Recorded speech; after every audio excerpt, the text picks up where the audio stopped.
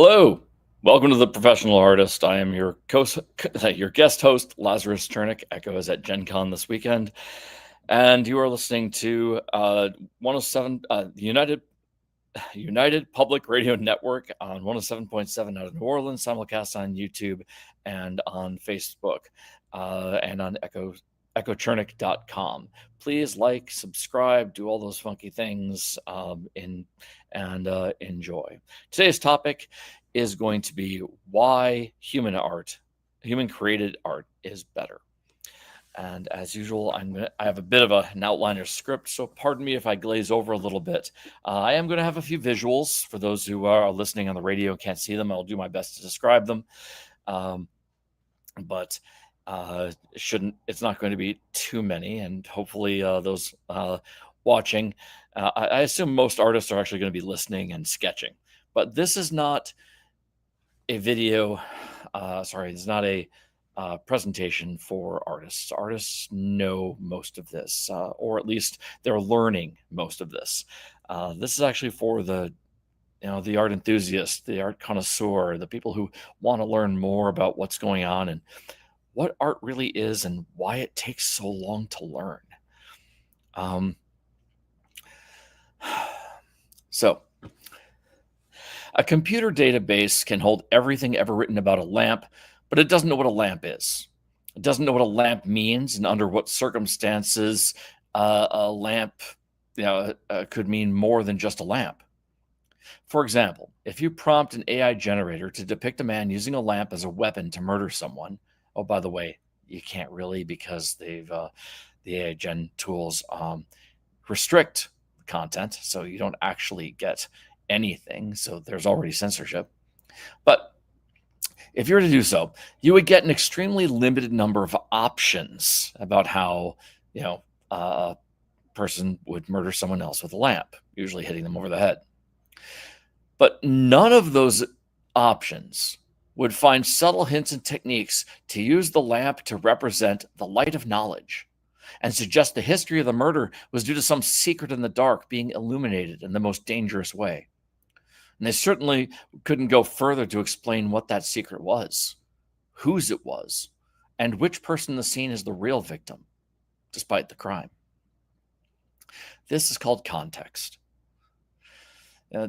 Good works of art, great illustrations, have all this information. You can figure it out. It's not even a detective story. They will tell you exactly what's going on, and they will show you what you need to know to figure it out. The thing that AI-generated content cannot do is tell a story visually.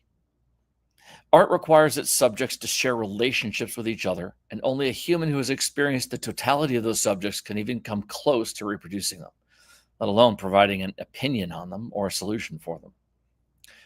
Visual storytelling is a layered process for both the artist and the audience. Two of the most vital aspects of any work are composition and expressions. I'm sure everyone has heard the word composition, and some of you may even think you know what it means. Composition is generally concerned with, where everything is on a page, but it's actually quite detailed.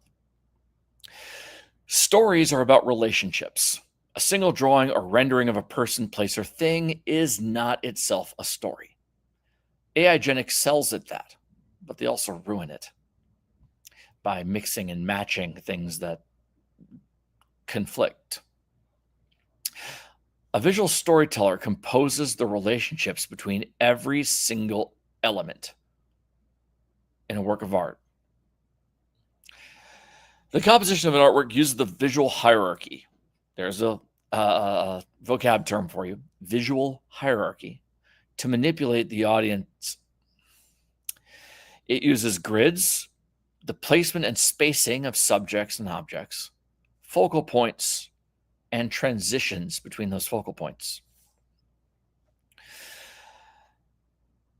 Now, I'm going to a little bit into each of those. You may have heard a grid. A grid is a way of dividing up a work of art between different sections: left, middle, right, top, middle, down, bottom. Sometimes grids can be complicated with simple curves in them. The most famous grid in art history is called the golden section. It's been used for a very, very long time. It's a mathematical grid related to the not the Pythagorean theorem, the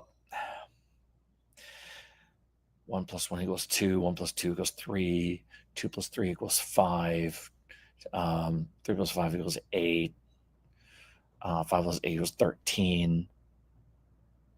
The what's it's song.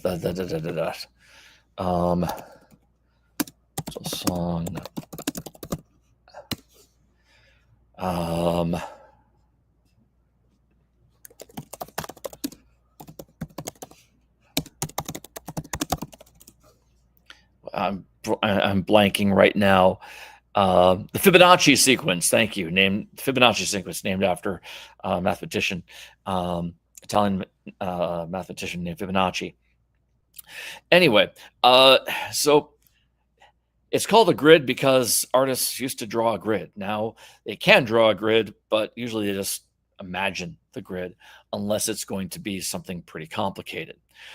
2/3 grid, where everything is divided into basically a giant tic-tac-toe board with 3 up top, 3 in the middle, 3, I already mentioned this. That is usually overlaid on top of the Fibonacci sequence, and things are moved around accordingly. The grids are simply there to help the artist decide where to put what. And that is the placement and spacing of subjects and objects. The important objects are going to be focused on. They're going to have focal points. They're going to have very prominent positions in that grid.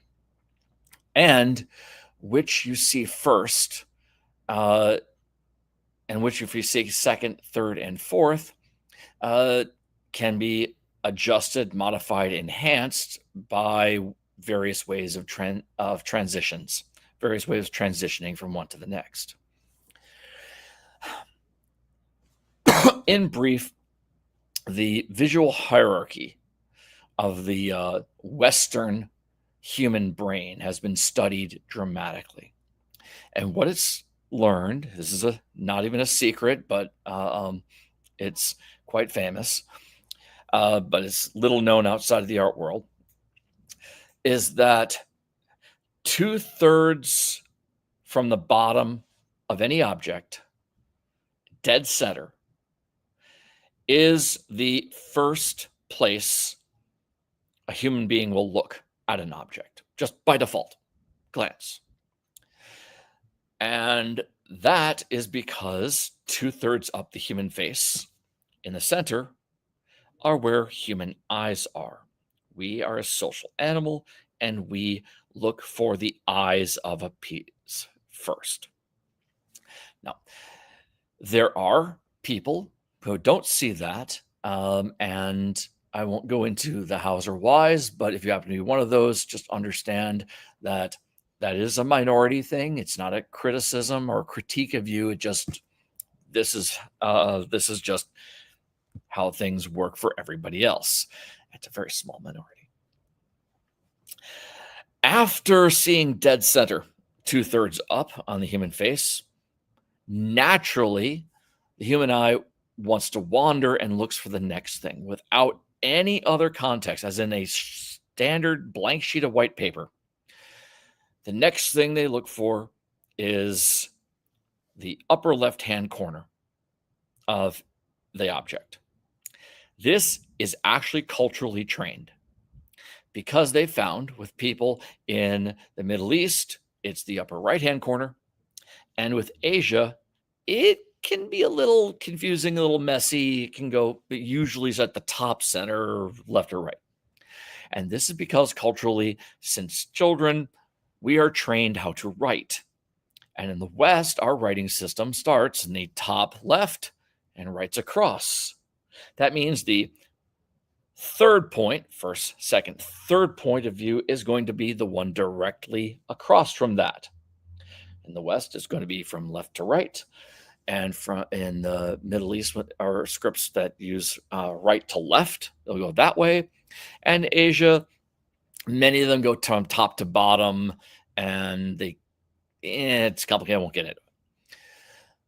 After here, then if there's nothing to go by, it might try to reset to the center, or it will try to go back to the left-hand side and progress like reading.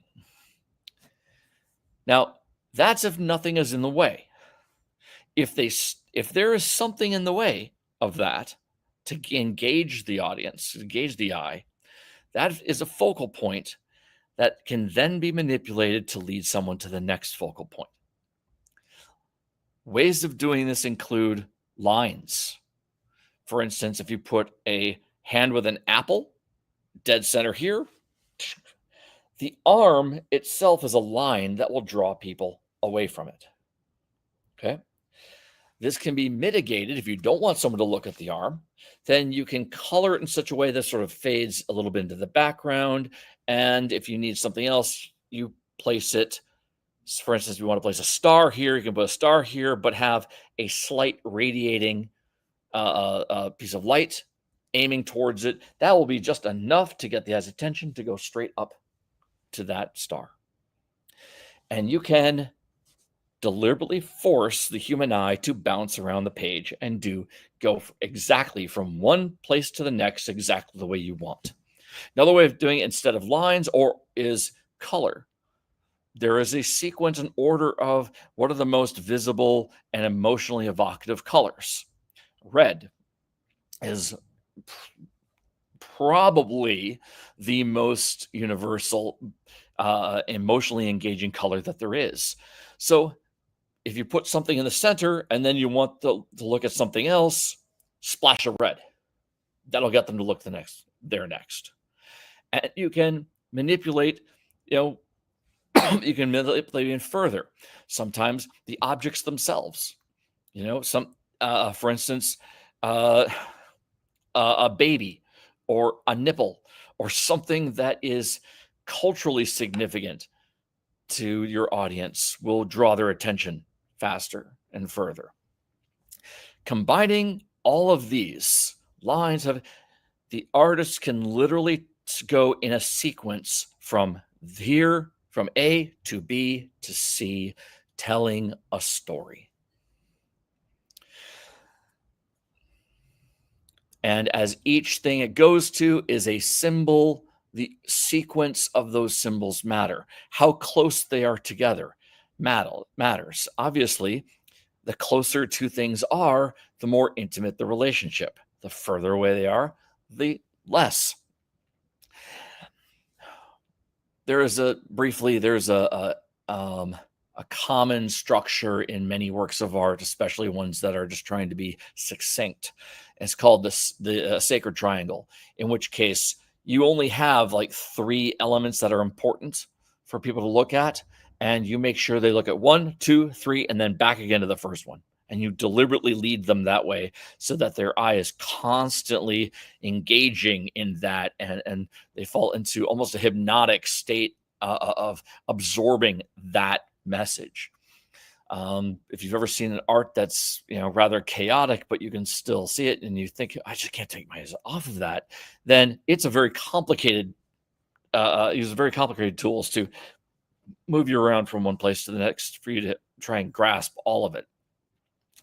And if it's complete chaos and doesn't do that at all, you'll either find yourself, you will find yourself very, very, very bored of it very quickly. You might get an initial, oh, cool, swipe and move on to the next thing. The entire point of the visual hierarchy is to tell you a story and to keep you going and keep you engaged.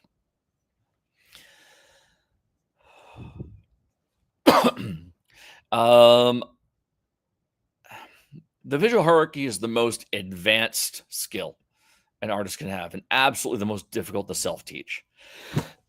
Honestly, I can't imagine someone figuring out the visual hierarchy on their own or without being taught, uh, without seeing a video on it, without listening to someone like me in a podcast describing it.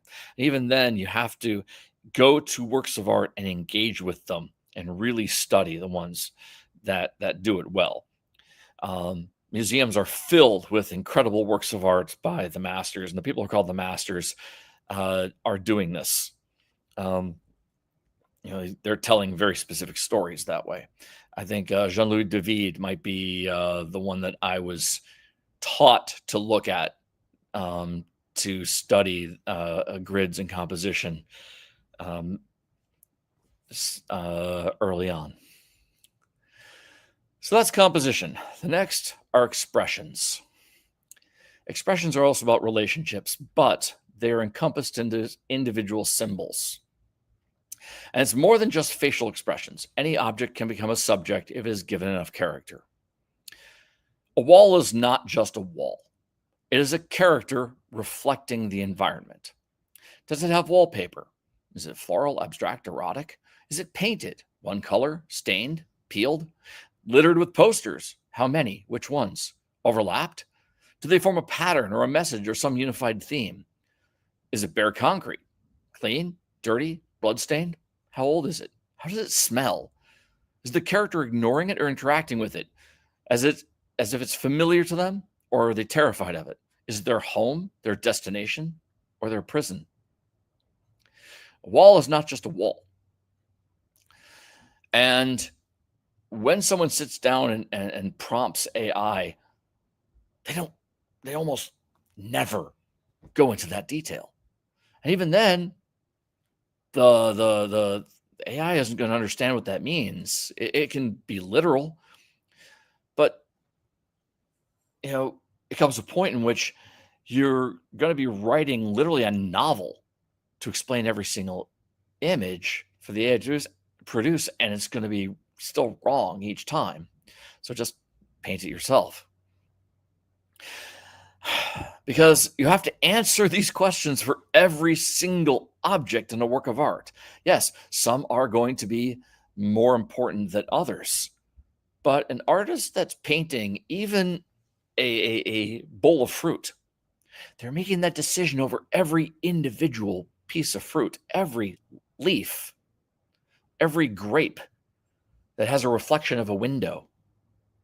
Like, if it's a reflection of the window, all right, how much detail through the window are they actually going to paint?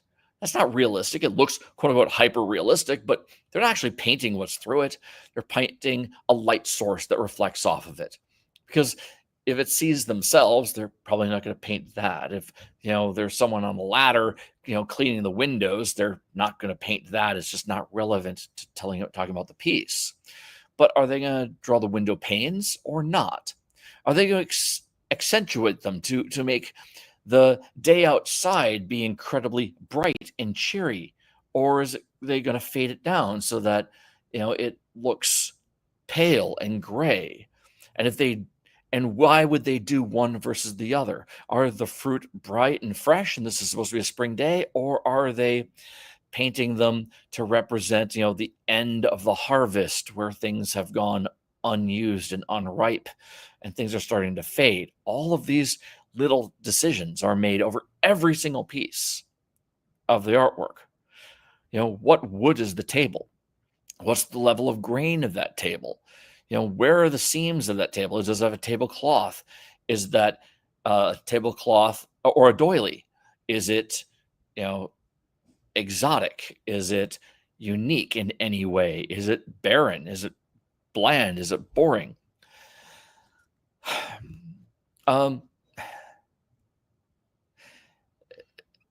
Every one of these little details matters, and a human being decides them on purpose.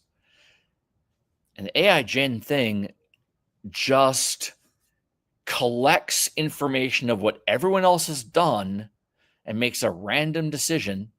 I will say random, maybe based on the prompt, but we'll make a random decision on what collection of what other people have done will fit here. And by when they say will fit, I mean, are they going to put there whether it belongs there or not? I mean, you will have to make the person writing the prompts will have to make those decisions for it. But again, you're going to end up writing a novel. You see, and the difference between that and an artist getting reference online from stock images and from other people's photographs is because they don't use reference. They choose reference. And I'm going to give you a perfect example of that, or what I think is perfect. And the example I have is from an illustration that I did of a short story that I wrote called Oil Can Jim. Now, this is a constructed image, but I spent a great deal of time looking for all the elements that I was going to include here and make all these decisions. Okay, so first, it's an oil can. Yeah, I could use any kind of oil can. I didn't want just any kind of oil can. The story Oil Can Jim is about a rapscallion young boy, about 14, 15, in the 1940s, who is called Oil Can because he can hit an oil can with a slingshot from almost any distance. And so I needed an oil can that would have all the imagery that I needed in there. This is an actual brand of oil, Archer Lubricants, Archer Petroleum Corporation. I did not invent that. Actually, I didn't even know that existed when I wrote the story because it wasn't important, but I found it. And I selected a very specific image, and then I modified it, to make sure that it looked the way I needed it to. The highlights on the left and right, don't look that special, but they're still bright and sunny to make sure that that the can itself is yellow, and yellow and red, which helps visualize it when it briefly appears in the story sitting in a tree. And then I added the slingshot, the shot wound, the hole in it, and the dent. I could, if I had just, looked for an oil can with a hole through it, I could have found many, many different kinds, but I needed it to look like this. I needed the hole there. Why did I put the hole on the knee? Is there symbolism for the hole being on the knee? It is. It really is. I guess, spoiler alert, he goes up against villains. And so, in a way, the archer is a predator, and he has shot the predator in the knee. So, he's winning. He's not the archer. He's hit the archer. That's also, I needed the hole to not be the first thing you saw. This is an illustration for the story. It's not from the story. I wanted people to see it and go, an oil can. Okay. Oh, it has a hole in it. That's important to me. I didn't want people to look and go, oh, there's a hole-ridded oil can. Because they might, not too many holes, because I don't want them to think that there's a machine gun blowing it apart. And I also had to modify its exact, to make sure it looked as pristine as possible. As far as proportions go, I modified that significantly.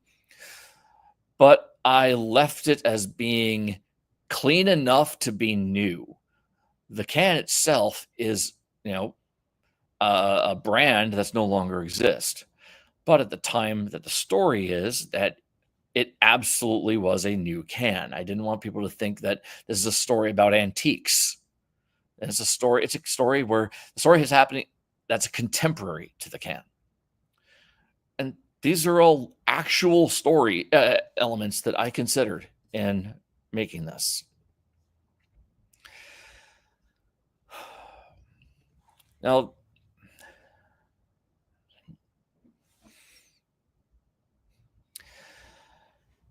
when it comes to human beings as subjects and objects, um, expressions can occur in their face and in their bodies. When they're in their bodies, they're called gestures. When they're in their face, they're called facial expressions, and I'm sure you know that. And in some fields like cartoons, comics, uh, any kind of animation, that the artists who are leading it will create models. This is what this character looks like when he smiles. This is what this character looks like when she frowns. This is what this character looks like when she's shocked. This is what this character looks like this. And they come up with a list. Maybe I wrote it better. Cartoonists, comic artists, and animators who have to churn out tons of drawings of the same person all the time will find it easier and fiscally safer to reduce the character's emotions into a standard set. They'll have a happy face, a sad face, an angry face, and so on. The more care the artist takes and money that is invested into the project can extend this list and make it more complicated, but it is still a list. And humans are vastly more complicated and expressive than any list can be. And if you ever watched actors talking about their field, they'll talk about reading a script where it'll say their character smiles and then gives a line that they deliver.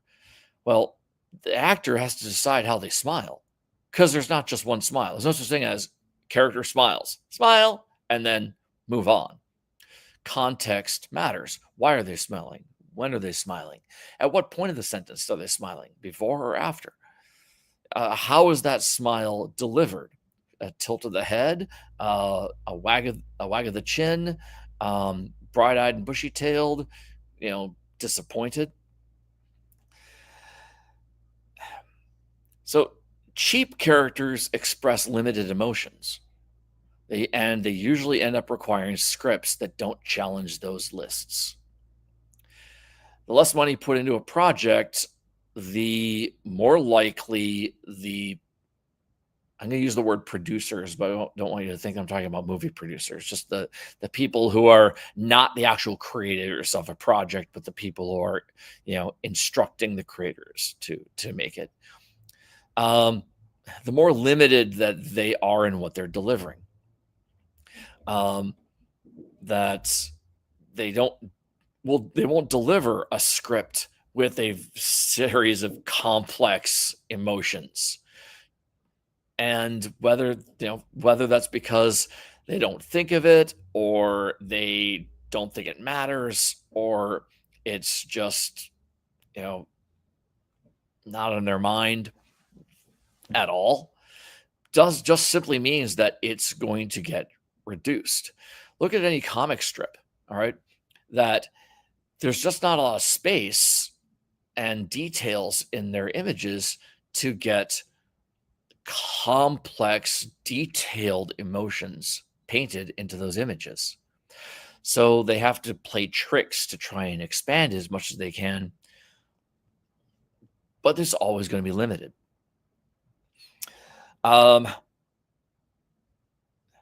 Obviously, the more interest that creators have and the time and money spent into it, the more they can create amazing things. For instance, the Minions. Freaking love the Minions, okay?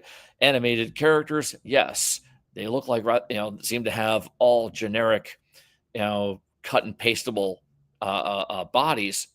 But when you watch, those animators took so much care into every expression that they don't just have a universal, everybody's happy, wagging their tongue out smile.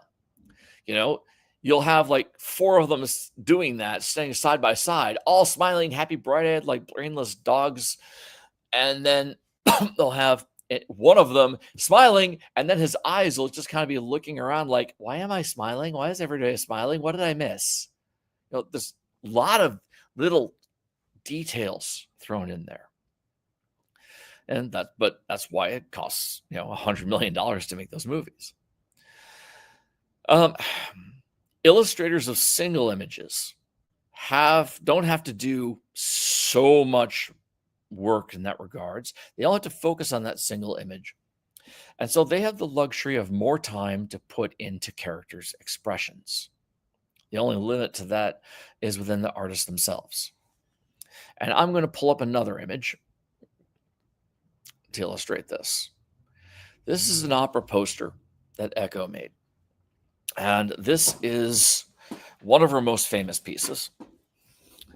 Literally appeared on CBS News because it started a crime wave. People loved it so much that they stole hundreds of them off the walls of the city of Hartford, Connecticut. And in it, she's basically delivered a masterclass in storytelling. Okay.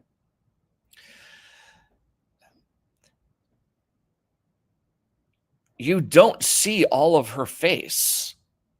Why? Well, it's because you don't need to see her tears. You don't need to look into her eye to understand her emotions. It's not a portrait. Okay, that's the difference between a portrait and an illustration. Oftentimes, you'll get a lot of terrible AI-generated portraits of characters, main characters of stories, and it's just frontal expression of just someone staring into the camera, and with some various rote facial expression. In this one, so she's hiding her face out of shame, right? But why is she ashamed? Well, notice that her arms and her arm is her face is 2/3 of the way up in the image, dead center. Bingo, number one of the visual hierarchy. Now, you could go up immediately to the word Tosca. It is in red. But more importantly, she has a hand when that entire arm and fingers are pointing directly to the left at the dates of the opera. Pointing at the date. So in this case, the illustration is carrying over the content. What's the story about? Yes, it's about this woman. Come here to see it. Okay. Now, without that information, then you sort of follow her pendant and that big shock white streak at the center of her dress down. And you follow that and to her arm, down towards the lower left, and you see the dagger. And the dagger is bloody and dripping onto a rose. The dagger is pointed at the rose. Well, the opera is about a woman who murders somebody. And she murders somebody out of passion, out of love.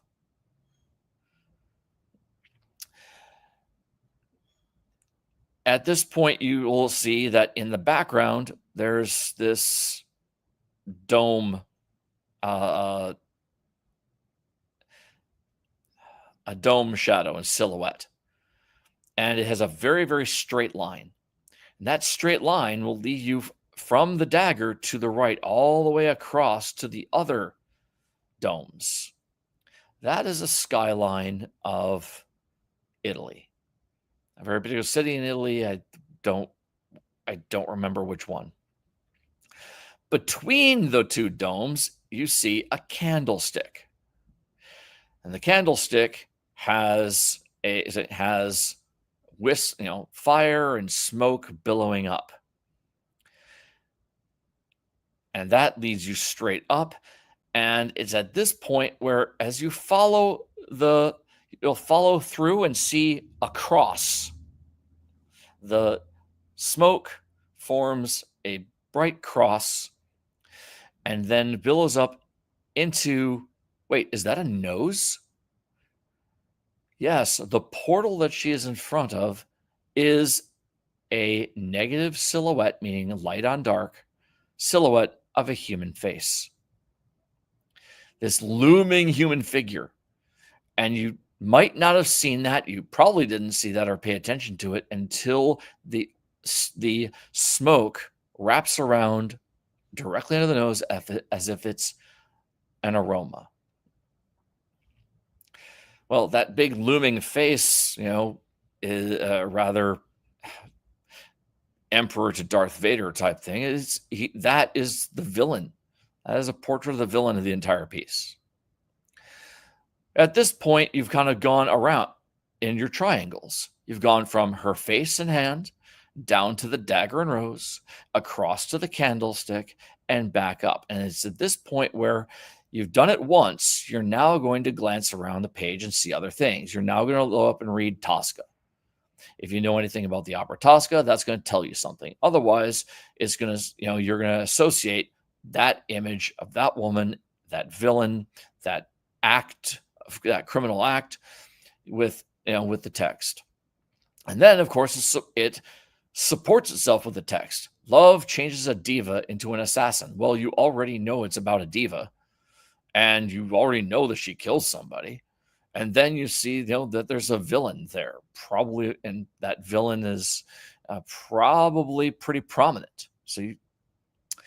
And then as you're going around, looking around, admiring it, there's something weird at the bottom by the candlestick.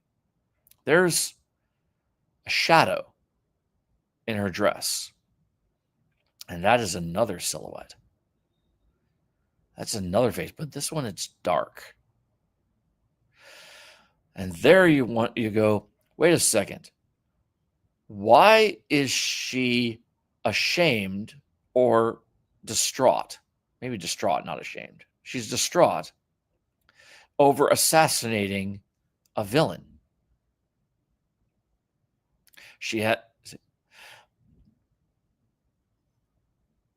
But that silhouette down there is not in a position of power. That is a silhouette of a disembodied head. That's someone who's dead. Now the text makes a little more sense. Love changes a diva into an assassin. She's not going to be distraught over the big guy looming behind her, who's rather ominous. She's distraught over the death of whoever that head is, who's probably her lover. It just explains it. Now, the word assassin is very important. It doesn't say into a murderer. It says into an assassin. The word assassin is very clear. Assassinate means to kill someone of prominence, of importance. They have to be powerful. And the only person depicted here with any kind of power is the villain in the background. So love changes a diva into the murderer of someone is incredibly powerful, but that is a villain. That is her struggling with revenge. It's just a revenge story. All the clues are here. She's telling you everything in this piece. And that's the plot of Tosca. She loses her lover and murders the man, the villain who killed her lover. It's a tragedy. This is not something that you can just say with a prompt.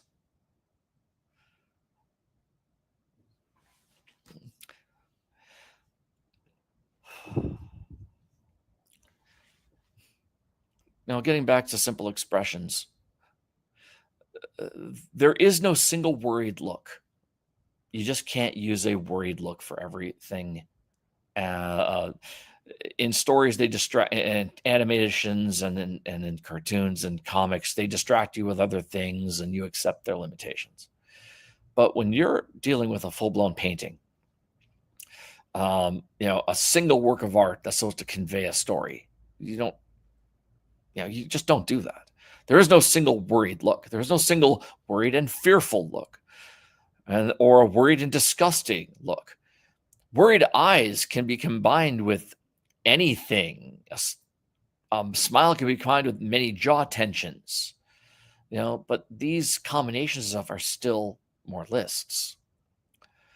In reality, I've seen a mother wear a supportive smile that is also worried at their husband's actions, but not quite fearful for his safety as for the behavior it will teach their child, layered with the disgust they feel at having to potentially explain to a nurse somewhere how and why they married someone so reckless, or maybe daring if he actually pulls this off. So let's hope that he does, unless it makes a funny video that will go viral and pay for their child's college education.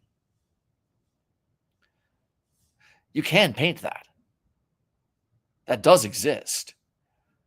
But you're not going to see it, auto-generated by combining a billion other characters into one mush. AI can't do that. AI uses a list. And it's so limited that any serious character usually means nearsighted. Their brows are furrowed in the exact same way. They're staring very intently in the exact same way. The eyes are very slightly focused inwards instead of or straight ahead, as opposed to, down at any particular object. They're just looking at, whoever the audience is. Their lips are pursed in the same way. Their jaws clenched in the same way. Now, every emotion that AI tries to do is absolutely reduced, not only to the lists created by others, but to an even shorter curated list by prompts from people who don't know anything about art or people.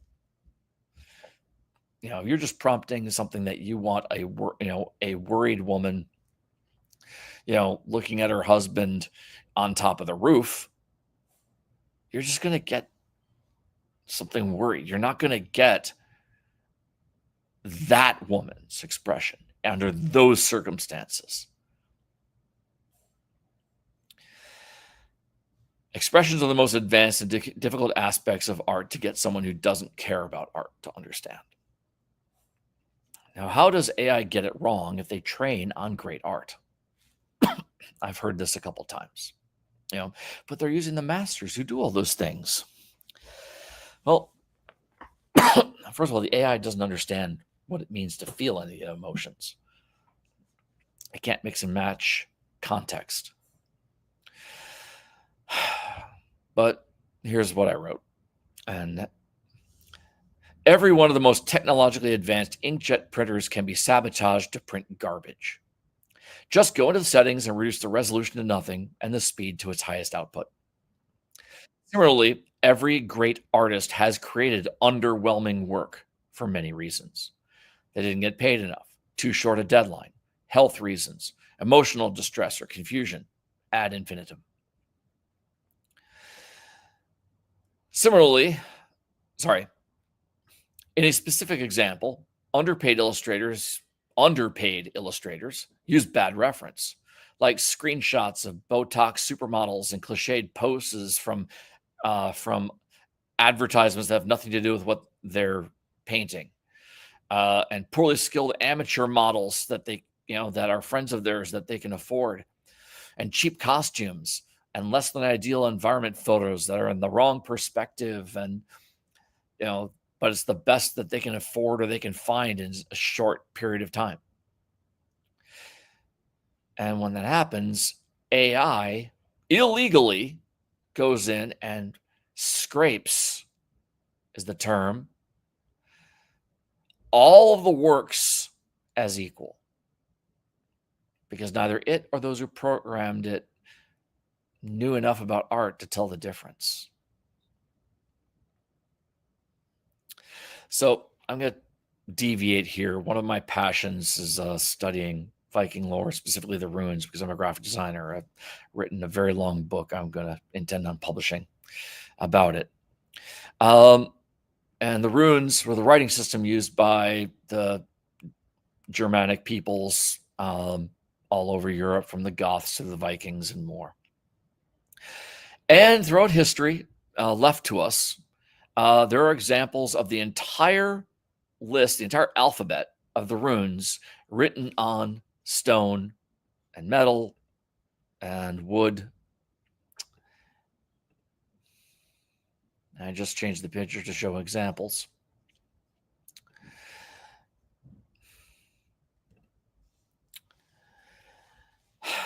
And basically, it's just their entire alphabet, just written out, just written, the ABCs written out over and over and over again, all over. And stone, wood. And there's all sorts of different variations and explanations that people have come up for this on why they did this. But for the longest time, and maybe some still do this, historians collected all the examples together and said these are all valid representations of the runes. And all I could think of about is a kindergarten class of, kids practicing writing letters. They're going to get them wrong. They're going to get them wrong in different ways. And they're going to get something, and some of them will get them really wrong. But as a better example, it's like taking every single child's drawing of a duck and saying this is what a duck looks like, even though some have no beak, some have shoes, and one for some reason is inside out and puking up roses. In the rune's case, anyone with a degree of training in art can discern which of these alphabets was made by a master craftsman and which was done as practice by a novice.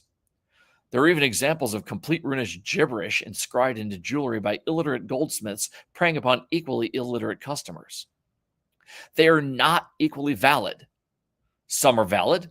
The collection smushing all of them together without rhyme or reason is garbage.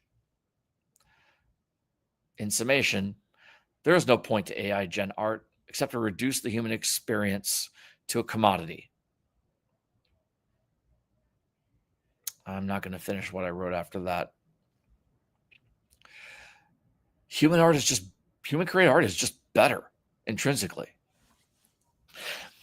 Years ago, when we started going out, like 17 years ago, when we started bringing Echo's art out to the public, there were people who said that all computer art was garbage.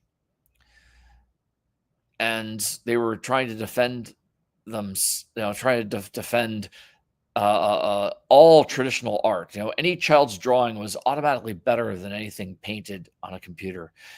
Well, that is erroneous because they're assuming the computer is making decisions for the artist.